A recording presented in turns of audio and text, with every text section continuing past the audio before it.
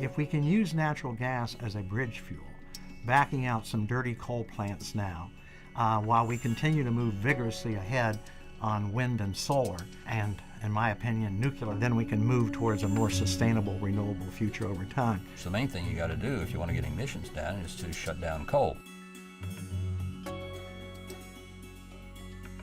Really, it should be a single feed-in tariff for all of the renewable energies. Sanctioning and encouraging a feed-in tariff state by state and moving toward one is far and away the best thing we could do for renewables.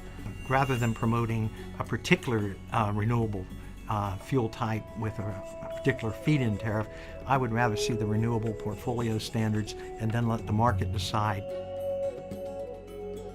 The reality is, at least if we keep moving along a central grid system rather than a decentralized one, we have to basically rebuild the national electricity grid in this country, which is highly fragmented into three major components. And the estimates on that cost are somewhere in the neighborhood of $250 billion over 10 years. The beauty of low-cost photovoltaics is it allows more and more people to see that you don't have to rely on a utility monopoly for your well-being.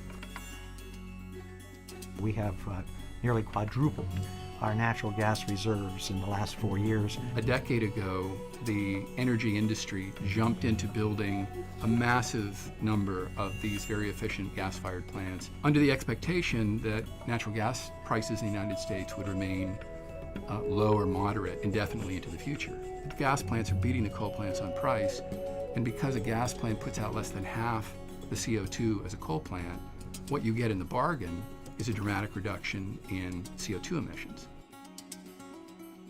The societal costs of greenhouse gas emissions, imported oil, etc., amount to about $280 billion every year. The best way we can move to get our energy supplies cleaner is by making sure that the costs of electricity reflect the real cost of providing that service. Carbon matters, and we want to reduce it.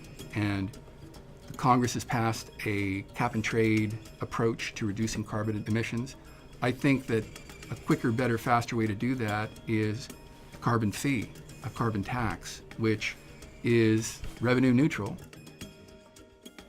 If we make it possible through our inventiveness for villages in Africa to have relatively inexpensive and effective solar so kids can study at night, then we have helped change their lives and their children's lives in some very fundamental ways. I think it's very important to move as quickly as possible. We have the tools at our disposal in order to do it. We've got to see ourselves as all in this together and hopefully move in concert to a common solution.